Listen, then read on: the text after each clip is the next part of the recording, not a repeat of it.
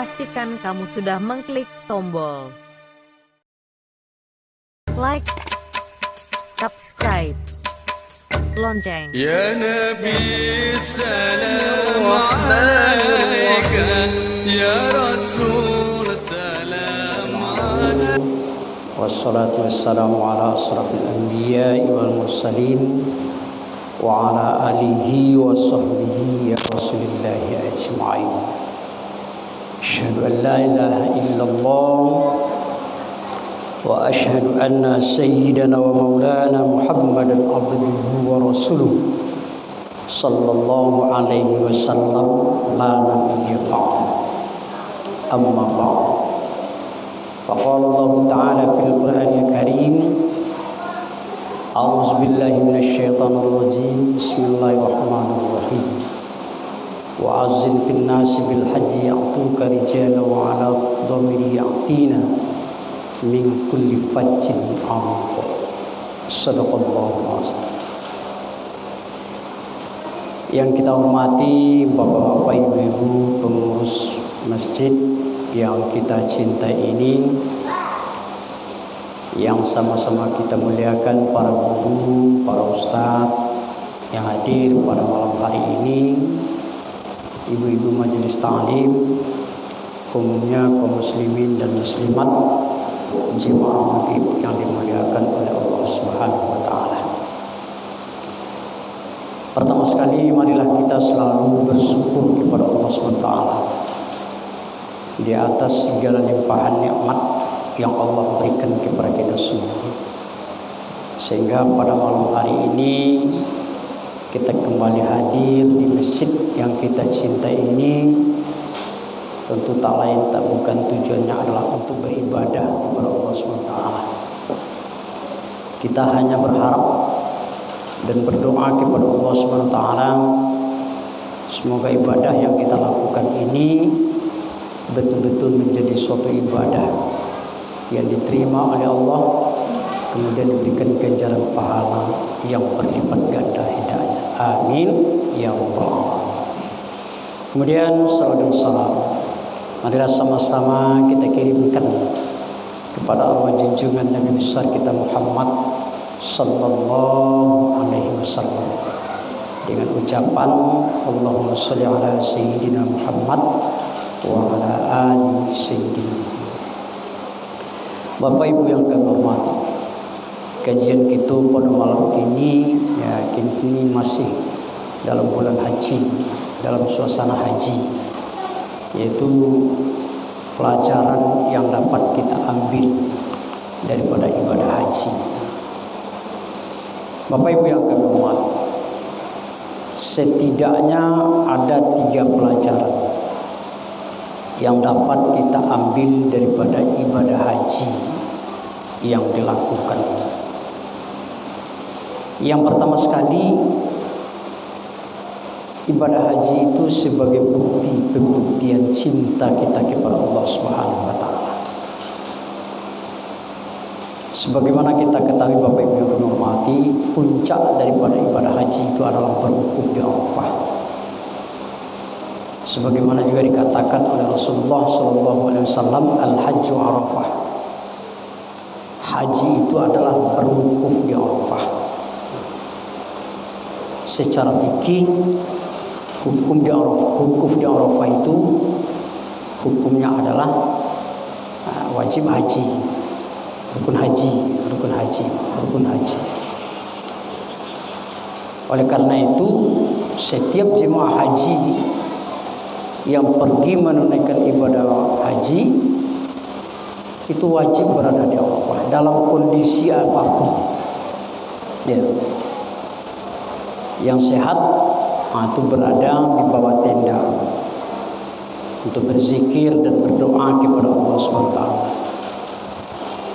Sedangkan yang sakit itu diantar dengan ambulan agar ibadah haji mereka tertunaikan.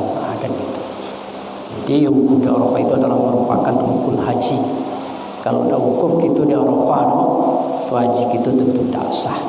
Itu sebagaimana kita sampaikan tadi, dalam kondisi bagaimanapun, ya, jemaah haji yang pergi haji itu wajib berada di Arafah itu. Yang sehat, itu berada di bawah tenda berzikir dan berdoa. Sedangkan yang sakit, itu diantar dengan ambulan agar ibadah haji mereka tertunaikan. Bapak Ibu yang kami hormati, prosesi ibadah haji itu dimulai dari tanggal 8 Zulhijjah, ketika para jemaah haji bertarwiyah di Mina. Lalu apa artinya atau makna daripada tarwiyah? Tarwiyah itu bermakna berpikir atau merenung.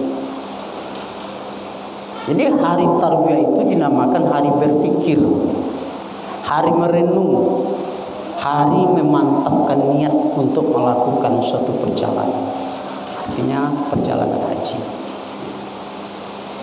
Sebagaimana kita ketahui Bapak Ibu yang kami hormati, baiklah kita ulang-ulang tuh, karena kita lewat bulan haji hari raya Idul Adha.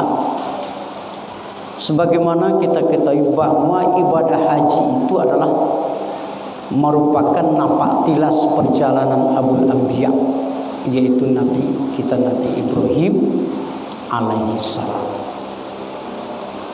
Suatu ketika, tepatnya pada bulan Zulhijjah, beliau kan didatangkan sejarahnya, ya, di dalam Al-Quran mimpi kan kayak gitu. Mimpi yaitu menyembelih putra beliau. Lalu pagi harinya dia berpikir, merenung, apakah itu mimpi datang dari Allah atau itu datangnya dari syaitan. Berpikir terus Nabi Ibrahim sampai siang hari. Dia berpikir terus, apakah ini mimpi datang dari Allah yang merupakan suatu kewajiban yang harus ditunaikan, ataukah itu mimpi datang dari setan yang selalu hanya mengganggu beliau. Sampai siang hari Tarwi berpikir seperti itu. Lalu malam yang kedua datang lagi mimpi yang sama, yaitu diperintahkan untuk menyembelih putra beliau Ismail. Lalu mimpi yang kedua ini menimbulkan suatu keyakinan dalam diri beliau.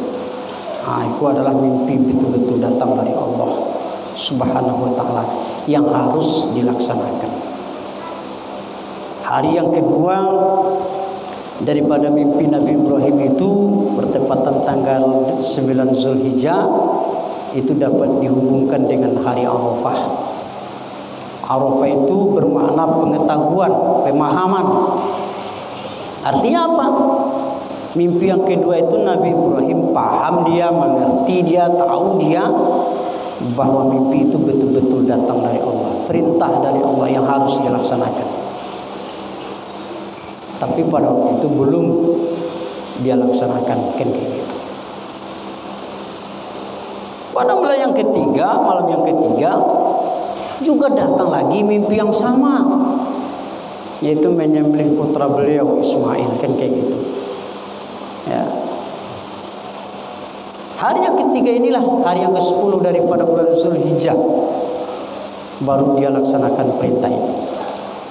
Hari yang ke-10 dari bulan Zulhijjah ini dapat dihubungkan dengan nama hari, yaitu hari Nahar, hari menyembelih. Ya. Sedangkan hari yang ke-11, 12, yang ke-13 itu dinamakan dengan hari Tasyrik. Maka dinamakan hari Tasyrik karena Nabi Ibrahim selalu diganggu oleh syaitan, ya, pada waktu itu. Bapak Ibu yang kami hormati, sudah ada kesepakatan, ya, Nabi Ibrahim sudah yakin bahwa ini datang dari Allah, dan ada kesepakatan dengan istri dan anak beliau bahwa itu adalah merupakan perintah Allah yang wajib dilaksanakan, yang harus dilaksanakan.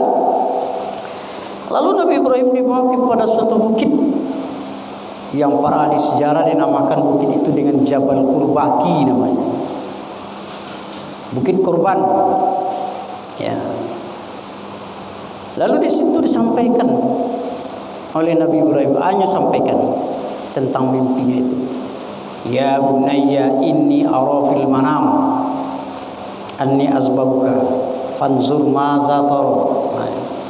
Akhirnya Nabi Ibrahim, wahai anakku, Aku melihat di dalam tidurku atau bermimpi, mimpi, yaitu aku menyembelih kamu. Itu bahasa Allah. Oleh karena itu pikirkan, panzur maza taru, fikirkan bagaimana pendapatmu. Dimusyawarahkan terlebih dahulu. Lalu apa jawaban Nabi Ismail? Qala ya abati fa'al ma tu'maru satajiduni insyaallah minas sabirin. Hai Bapak, kalau ini merupakan suatu perintah Allah, mari kita laksanakan dengan sebaik-baiknya. Insyaallah engkau akan mendapati aku termasuk orang yang sabar. Mendengar ucapan yang seperti itu, Nabi Ibrahim bersyukur kepada Allah. Doanya telah diijabah oleh Allah. Doa Nabi Ibrahim, Rabbi habli minas solihin. Lalamu jauh-jauh hari sebelum anak dapet, nyuman doa tadi kepada Allah. Ya Allah, Rabbi habli minas solihin. Ya Allah, berilah aku seorang anak yang soleh. Dikabulkan oleh Allah. Ternyata dikabulkan. Rabbi habli minas solihin. Rabbi habli minas solihin. Itu doanya Nabi Ibrahim. Doanya telah dikabulkan oleh Allah. Lalu Nabi Ibrahim alaihissalam meletakkan Nabi Ismail alaihissalam di sebuah batu atau belempengan batu, ya, untuk disembelih. Singkat cerita, ini pembuktian cinta kepada Allah. Ya, diletakkan di sebuah batu, lempengan batu, lalu hendak menyembelih putra beliau Ismail. Tapi ketika itu Ismail berkata, "Kecil Ismail, wahai Bapak, mari kita laksanakan perintah Allah. Dengan catatan, ketika Bapak menyembelih saya, tolong ikat tangan saya, tolong ikat kaki saya. Kalau tidak Bapak ikat dan kaki saya dan tangan saya ketika Bapak menyembelih saya, tentu penyembelihan itu sakit, pedih. Ketika saya menahan sakit, tentu saya akan meronta nanti. Ketika saya meronta nanti, tentu Bapak tak tahu kena dengan kaki saya. Ikat tangan dan kaki saya." Lalu dilakukan perintah itu. Setelah diikat, ya, lalu akan melaksanakan penyembelihan. Sebelum penyembelihan itu kembali berkata Ismail, "Kecil Ismail, wahai Bapakku, kalau cara seperti ini kita melakukan perintah Allah, barangkali kita tentu tidak ikhlas untuk melaksanakan perintah Allah seperti ini. Kalau dengan cara baik-baiki serupa mungkin kita terpaksa melaksanakan perintah Allah." Itu kecil Nabi Ismail. Lalu buka balik, kecil. Lalu dibuka kembali ikatan kaki dan tangan tadi. Lalu Nabi Ibrahim alaihissalam melaksanakan perintah itu tanpa ada ikatan apapun. Lalu dia laksanakan perintah tadi. Ketika Nabi Ibrahim alaihissalam meletakkan golok di lehernya Nabi Ismail, dia tekan sekuat-kuatnya, tapi anehnya apa? Pisau yang begitu tajam disediakan oleh Nabi Ibrahim tidak mampu memotong lehernya Nabi Ismail. Setiap ditakannya pisau tadi itu, membalik pisau tadi itu, ya, matonya kati, punggungnya ke bawah, dia itu tarik. Sehingga pada waktu itu berkata Ismail, "Kecil Ismail, wahai Bapakku, mungkin barangkali masih ada cintamu kepadaku, masih ada buat kamu kepadaku, ya, ya, sehingga kekuatan kamu menjadi hilang." Itu kecil. Kemudian Nabi Ibrahim marah, mandanga kecil anak serupa itu dipukulkan pisau yang begitu tajam tadi kepada batu, ya, batu dipukulkan seperti itu. Di kata zaman pisau, batu dan kari itu bisa menjadi belah dua. Pacam pisau batu tadi di pisau tajam. Ya, kecil Nabi Ibrahim, "Hei pisau, engkau mampu membelah batu yang begitu keras, kenapa engkau tidak mampu memotong leher anakku yang begitu empuk, yang begitu lunak?" Kecil Nabi Ibrahim. Jawaban pisau, benda mati bisa mengecek dengan izin Allah pada waktu itu. Kecil pisau, "Wahai Ibrahim, engkau perintahkan saya memotong leher anak engkau, sementara Allah tidak mengizinkan saya untuk memotong leher anak engkau. Saya lebih takut untuk melanggar aturan Allah daripada mengikuti perintah engkau." Coba bayangkan, benda mati, pisau, takut melanggar aturan Allah. Apalagi kita sebagai hamba Allah. Enak. Benda mati sila takut ya melanggar aturan Allah. Apalagi itu kecil pisau. Ya. Hai Ibrahim, ya, engkau perintahkan aku memotong leher anak engkau, sementara Allah tidak mengizinkan saya untuk memotong leher anak engkau. Saya lebih takut untuk melanggar aturan Allah daripada mengikuti perintah engkau. Itu jawaban besar. Lalu di sanalah Allah berfirman kepada Nabi Ibrahim. Allah kepada Nabi Ibrahim, hai Ibrahim, engkau telah melaksanakan perintahku dengan sebaik-baiknya. Lalu digantilah Nabi Ismail alaihissalam dengan seekor kibas yang didatangkan dari dalam surga. Kibas yang didatangkan dalam surga menurut satu riwayat itu adalah kibas yang pernah dikorbankan oleh si Habil, putranya Nabi Adam dulunya, lalu dihidupkan oleh Allah dalam surga. Itulah kibas sebagai pengganti Nabi Ismail alaihissalam ketika beliau dikorbankan oleh bapak beliau. Sehingga pada waktu itu Bapak Ibu yang kami hormati, malaikat yang melihat kejadian seperti itu kagum, termasuk malaikat Jibril kagum dengan apa yang sudah dilakukan oleh Nabi Ibrahim. Sehingga dia berucap, malaikat Jibril, Allahu Akbar, Allahu Akbar, Allahu Akbar. Kemudian dijawab oleh Nabi Ibrahim, La ilaha illallah, Allahu Akbar. Ditutup kalimat dengan kalimat oleh Ismail, yaitu walillahil hamd. Itu makanya kalimat itu kita agungkan ketika kita merayakan Hari Raya Idul Fitri dan Hari Raya Idul Adha. Ya, begitulah besarnya pengorbanan demi kecintaannya kepada Allah Subhanahu Wa Taala Nabi Ibrahim alaihissalam. Allah memberikan balasan yang besar terhadap apa yang sudah dilakukan oleh Nabi Ibrahim alaihissalam. Namanya harum sepanjang masa. Jejak sejarah beliau diikuti oleh para nabi dan rasul yang hadir sesudah beliau, termasuk Nabi kita Nabi Muhammad SAW mengukuhkan apa yang sudah dilakukan oleh Nabi Ibrahim dalam bentuk ibadah haji atau tercermin di dalam ibadah haji.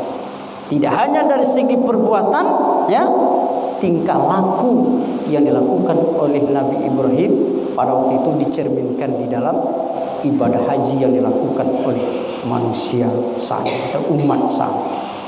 Ya, dalam sejarah kehidupan tidak ada seorang manusia pun yang berani meletakkan golok di leher anaknya demi cintanya kepada Allah.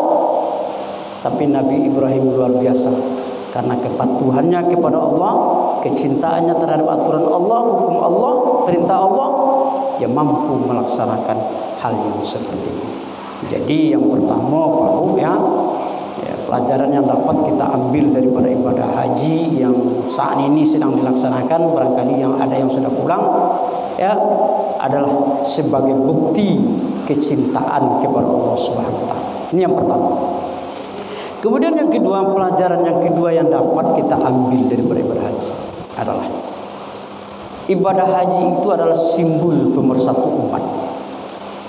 Lebih daripada 2 juta umat manusia berkumpul di Mina dengan memakai pakaian sama, yaitu pakaian ihram, bersatu dalam gema talbiyah, ya, mengikuti jejak Rasulullah SAW menapaki perjuangan Abul Anbiya, yaitu Nabi Ibrahim alaihissalam, memenuhi panggilan Allah Subhanahu Wa Taala, wa azin fin nasi bil haji ya'tuka rijalan wa ala kulli dhamiri ya'tina min kulli fajjin amiq, kata Allah di dalam surat Al-Hajj ayat 27.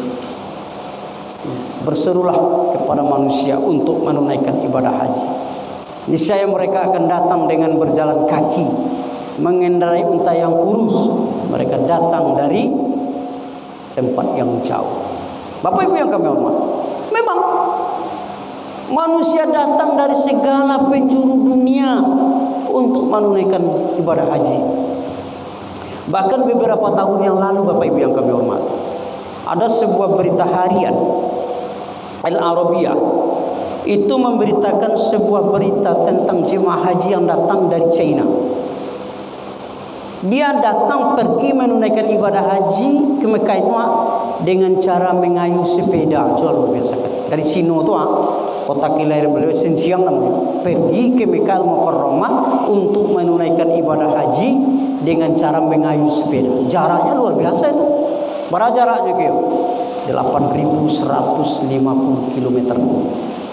Dari kota Xinjiang ke Mekah jaraknya 8.150 km. Tentu perjalanan itu suatu perjalanan yang sangat melelahkan, menyulitkan, menyakitkan. Tapi karena kecintaannya, kepatuhannya kepada Allah, beliau mampu melewati kesulitan itu, memenuhi panggilan Allah, menatap Baitullah dan bersempuh di makam Rasulullah Sallallahu Alaihi Wasallam. Begitu juga orang tua kita dulu, bapak-bapak, ibu-ibu yang kami hormati, pergi menunaikan ibadah haji. Kalau kita baca sejarah, hampir dengan cara yang tidak masuk akal. Baca hampir tidak masuk akal. Sudah celek. Mereka pergi menunaikan ibadah haji dulu, Pak. Orang-orang tua kita dulu, nenek-nenek kita dulu, ya, kakek-kakek kita tahu dulu-dulunya, pergi menunaikan ibadah haji dengan cara apa? Dengan memakai sampan ataukah kapal layar. Berbulan-bulan mereka di tengah lautan itu diterpa oleh ombak dan gelombang badai, ya, dengan gelombang yang pasang surut. Tapi karena kecintaan kepada Allah, mereka bisa melewati itu. Diarungi lautan dan samudra yang luas, ya, untuk sampai ke Mekah Al-Mukarramah, menatap Baitullah, bersimpuh di makam Rasulullah Sallallahu Alaihi Wasallam. Tidak sama juga kini Pak, ya, kini orang pergi ke Makkah 8 jam itu 8 lama sampai, ya, boleh bisa kalau pergi makannya boleh pulang balik ke Makkah lah bisa. Kalau dulu, wah luar biasa, nyawa taruhannya, berbulan-bulan untuk pergi ke Makkah, untuk sampai ke Makkah. Apalagi dalam pelaksanaan ibadah haji, wah luar biasa, nyawa taruhan, memang nyawa taruhan. Ya, nyawa. Itu cantik dulu di dalam waktu melempar jumrah itu Pak, luar biasa. Kalau kini tidak, aman, nyaman. Nah itu maka perjuangan ibadah haji dulu kalau kita cari memang betul-betul luar biasa. Nah itu makanya orang-orang yang haji yang tua-tua dulu tu malaki haji itu dia, ya, malaki memang luar biasa. Kalau kini sabata orang pergi haji kadang-kadang banyak macam cara, ya, banyak macam cara. Bahkan Rasulullah Sallallahu Alaihi Wasallam katakan, kecil Nabi, di akhir zaman nanti akan datang suatu masa orang menunaikan ibadah haji itu 4 coranya. 4 coranya. Mana nampak itu? Nan pertama mereka pergi haji itu karena piti banyak, ya, karena piti banyak pergi haji, ya. Dan kedua mereka pergi haji untuk pergi melancong, jalan, ya. Dia karena mudahnya pergi haji seperti itu, ya. Dan ketiga niatnya pergi haji untuk mencari gelar. Padahal haji itu bukan untuk mencari gelar seperti mencari gelar di akademik. Nah, ibadah haji itu ibadah. Kadang-kadang pulang dari Makkah orang, ya, kalau tidak disambut namanya Pak Haji berang, ya, ada yang seperti itu. Oh itu kadang-kadang. Kadang orang ada namanya ibadah haji, usah tidak kaya tidak miskin, tapi pergi haji untuk pergi berdagang kadang-kadang, tidak beribadah niatnya kadang-kadang. Bau segala macam dari siku manggale di businan supaya pokok pergi haji tadi balik-balik akan dia banyak macam, ya. Jadi ibadah haji itu merupakan simbol muktamar umat Bapak Ibu yang kami hormati. Mereka hadir dari segala penjuru dunia ini dengan berbagai bentuk dan rupa yang berbeda. Ya. Mereka bersatu dalam gema talbiyah. Akhir, labbaik Allahumma labbaik, labbaik la syarika laka labbaik, innal hamda wan ni'mata laka wal mulk la syarika lak. Banyak macam rupa orang bersatu dalam gema talbiyah. Tidak ada yang sama orang kita cari. Enak. Mereka datang dari segala.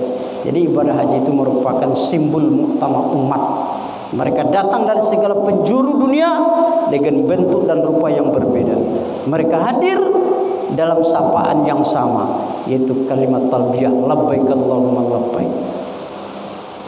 Ibadah haji merupakan simbol pemersatu umat yang sangat ideal di tengah-tengah persatuan umat yang mulai rapuh, ya, yang mulai renggang saat ini, Bapak Ibu yang berhormat. Cuca lihat. Jangan untuk dunia lain, ya, untuk awak di Indonesia, persatuan umat jauh renggang, jauh rapuhnya. Nah, dalam pelaksanaan ibadah haji itu merupakan simbol pemersatu umat yang sangat ideal di tengah-tengah persatuan umat yang makin hari makin rapuh. Ya. Kalau kita cari lupa, ya, di dalam perjalanan ibadah haji itu, ya, kadang-kadang samu-samu jemaah haji lata jatuh kawan juga, tidak ada menolong mereka. Tidak ada nampak kebersamaan. Lah di tempat ibadah tanah suci Makkah Mukarramah, tidak ada rasa persatuan dan kesatuan. Begitulah bentuknya kita. Kita banyak tapi seperti buih di tebelang, berpecah belah.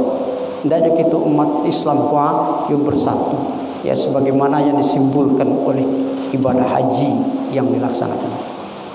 Ibadah haji itu merupakan momentum untuk, ya, pemersatu umat yang sangat ideal itu, yang dimulai dari harkah wahdah, kesatuan apa, wahdatul harkah, kesatuan gerak, wahdatul syiar, kesatuan syiar, dan wahdatul ghaya, kesatuan cita-cita.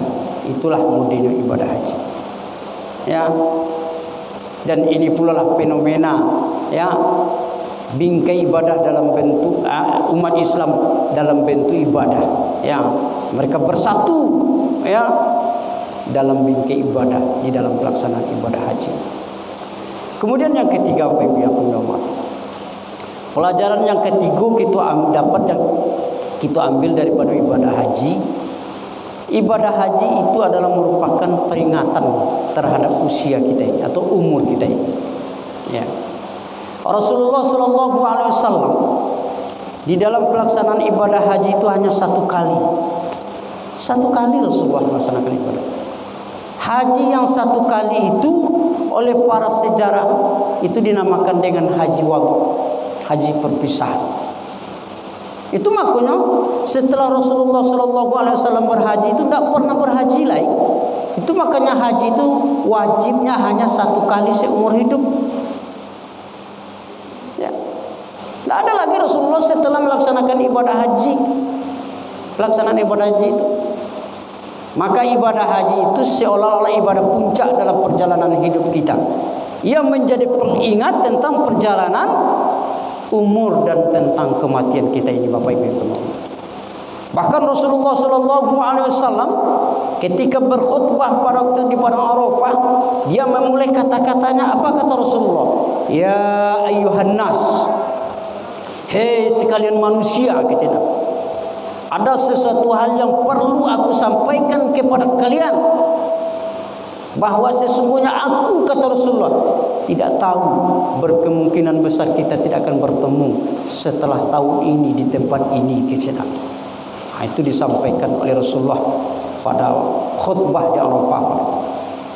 Setelah Rasulullah Shallallahu Alaihi Wasallam menyampaikan khutbahnya pada waktu itu, turun ayat yang terakhir kepada beliau dalam surat Al-Maidah ayat yang ketiga. Kata Allah, Al-yawma akmaltu lakum dinakum wa atmamtu alaikum ni'mati wa raditu lakumul Islam madinah. Kata Allah, pada hari ini telah kusempurnakan nikmatku kepadamu, telah kucukupkan nikmatku kepadamu dan telah aku redha Islam itu sebagai agamamu, kata Allah. Ketika ayat ini turun, lalu Abu Bakar mendengar ayat itu turun, ya, menangis dia. Menangis, terseduh-seduh dia menangis. Lalu ditanya oleh Umar bin Khattab. Tanya Umar bin Khattab, "Hei Umar, kenapa engkau menangis?" "Hei Abu Bakar, kenapa engkau menangis?" kecil. Jawaban Abu Bakar pada waktu, "Hei Umar, ya demi Allah, ya demi Allah, setelah kesempurnaan ini semuanya itu akan berakhir untuk kita."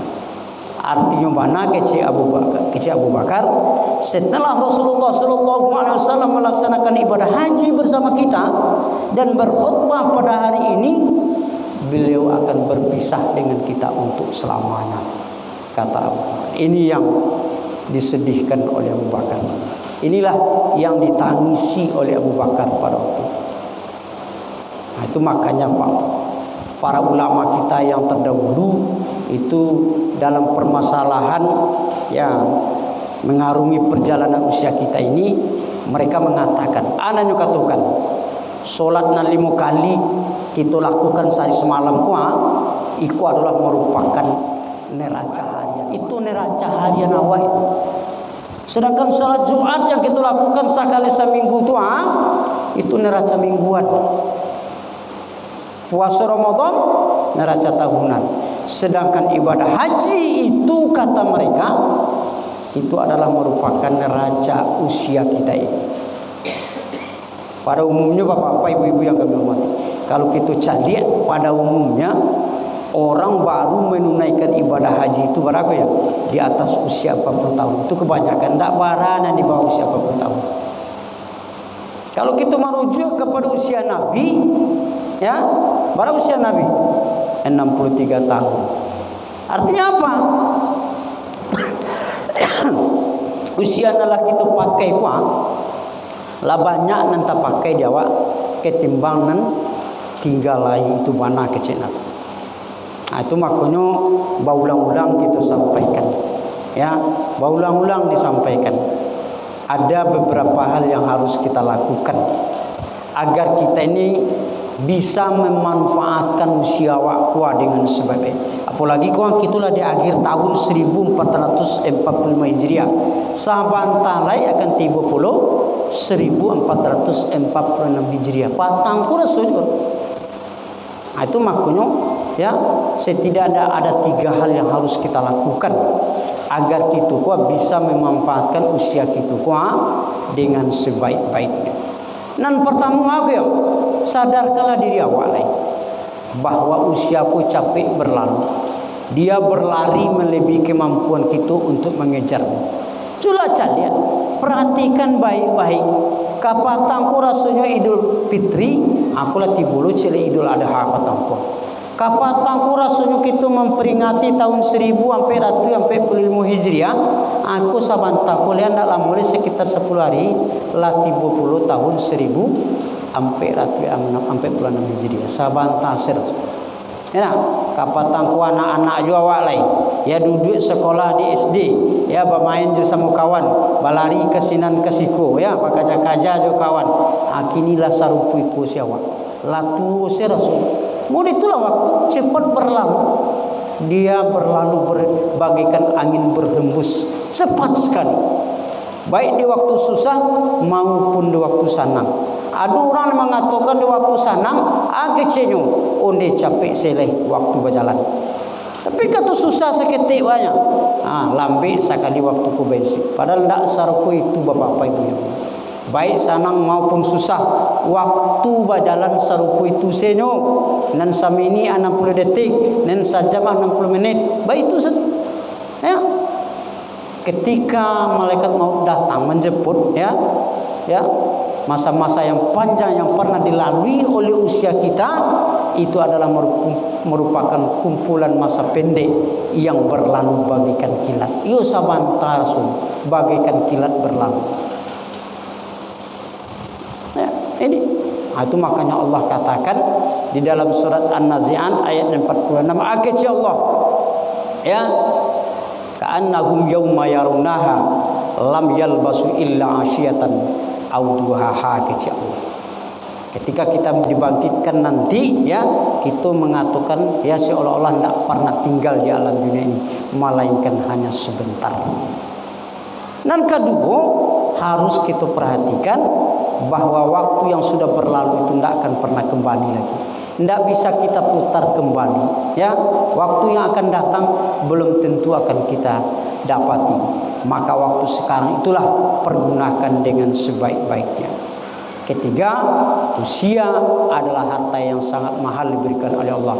Jauh lebih mahal daripada apa yang kita miliki. Katakanlah pangkat, jabatan, kedudukan, usia, umur yang diberikan Allah kepada apa, itu haratunan termahal dari Allah kepada Allah. Nah, apalagi apa ibu yang kami hormati, sahabat talai, kita akan menghadapi tahun 1446 Hijriah. Setidaknya ada 3 hal pula yang harus kita lakukan. Dan pertama, bersyukurlah kepada Allah, ya, masih dapat kita nanti menikmati tahun 1446. Jadi kawan awak kiri kanan muka belakang, lapai meninggal awak, ya, lapai, ya. Kini awak masih diberi kesempatan oleh Allah untuk hidup. Syukuri nikmat umur itu. Dengan cara apa? Perbanyaklah ibadah kepada Allah. Perbaiki ibadah kita, sempurnakan ibadah kita, ya, kepada Allah Subhanahu wa taala. Kemudian yang kedua yang kita lakukan apa? Dalam rangka menyambut tahun baru 1446 Hijriah itu apa? Ya, introspeksi diri awak.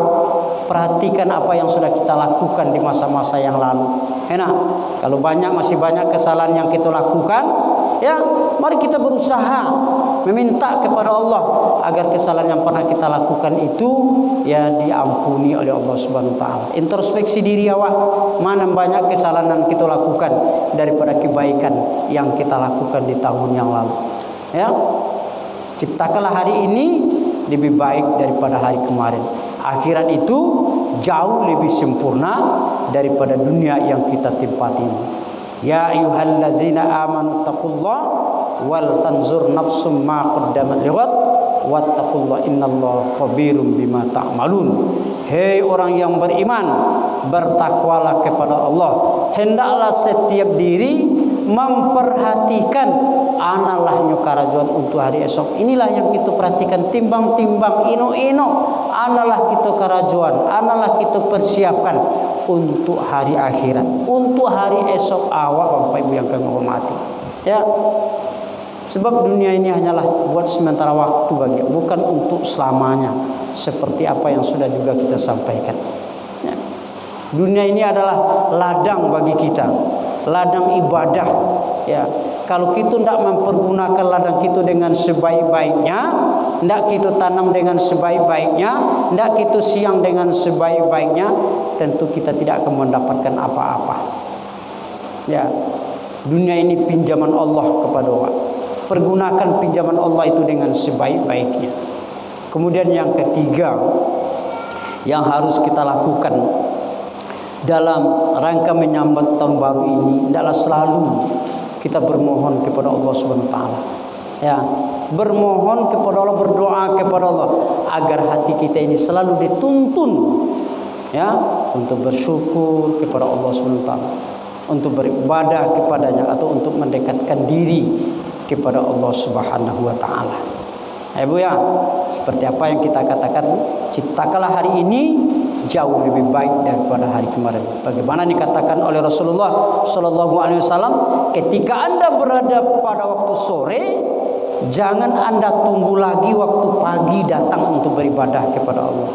Ketika Anda berada di waktu pagi, jangan Anda tunggu lagi waktu sore untuk datang beribadah kepada Allah. Artinya apa? Ya, pergunakanlah waktu sehat itu sebelum datang waktu sakit untuk beribadah kepada Allah. Pergunakanlah waktu muda itu dengan sebaik-baiknya, ya, untuk beribadah kepada Allah sebelum datang waktu tuanya. Ya, pergunakanlah waktu lapang seperti sekarang ini sebelum datang waktu sempit untuk beribadah kepada Allah Subhanahu wa taala. Ya, perbaiki dan sempurnakanlah ibadah kita dengan sebaik-baiknya. Kalau lu sempurna lai, ya pelajari dengan baik, ulang-ulang balik, ya pelajari bacaan-bacaan solat awak. Ya, kadang-kadang seperti apa dulu yang kita ulang-ulang, ya umur lah bertambah jo, matahari lah condong ke barat, lah baun tanah, cara beribadah saya sudah selesai. Cara bau duit pun alun selesai. Jangan cara solat, cara bersuci pun alun selesai. Inilah yang kita sedihkan. Nah, bagi orang lah condong matahari ke barat, lah baun tanah badan, ya, lah daki pintu kubur, cara beribadah alun selesai. Inilah yang kita ulang-ulang. Inilah yang kita perbaiki. Alun bayi bacaan kita perbaiki. Alun semparanu cara berwudu sempurnakan. Ya, sampai kalau dalam berwudu tu paham, ya. Kalau tidak sempurna wudu itu tidak akan sempurna solat awak. Ya seperti kita ulang-ulang coba lihat, ya bersuci saja kita tidak selesai wudu awak, tidak selesai wudu awak, tidak akan selesai pula lah solat awak. Tentu tidak selesai, tidak sah pula solat yang kita kerjakan. Banyak yang kita cari, kita perhatikan paham, lagai cara bersuci sih tidak selesai. Ya wudu ada pada untuk bersuci. Agak saya yang air, ya nanti sucinya aku yo, sampai air keluaran seketik itu saya. Lalu kita bertanya awak, le sempurna bersuci seperti itu? Tidak sempurna, tidak sempurna bersuci seperti itu. Tidaknya kalau kita bersuci itu, duduk awak buang air kecil, lalu kita cebok bersih depan muka belakang, ya baru sempurna. Ingat, kalau bersuci tidak sempurna, wudu jangan dikatakan sempurna. Kalau wudu tidak sempurna, jangan harapkan solatku akan khusyuk. Tidak akan khusyuk solat awak. Sebab di awal dimulai dari awal tidak selesai. Kalau dari awalnya tidak selesai, di akhirnya pun juga tidak selesai. Itulah maka semakin panjang umur awak, semakin bertambah umur awak, semakin laki kita ke bentuk kubur. Mari kita perbaiki ya segala amal ibadah yang kita lakukan kepada Allah SWT. Bapak Ibu yang kami hormati, barangkali inilah ya sekiranya ya pelajaran yang dapat kita ambil daripada ibadah haji. Yang pertama, ibadah haji itu adalah sebagai pembuktian cinta kita kepada Allah Subhanahu wa taala terhadap hukum dan aturan yang diberikan oleh Allah kepada kita. Yang kedua, ibadah haji itu merupakan simbol pemersatu umat ya. Yang ketiga, ibadah haji itu adalah peringatan terhadap usia kita ini. Barangkali inilah yang dapat kami sampaikan. Perbanyak maaf. Wabillahi taufiq wal hidayah. Assalamualaikum warahmatullahi wabarakatuh.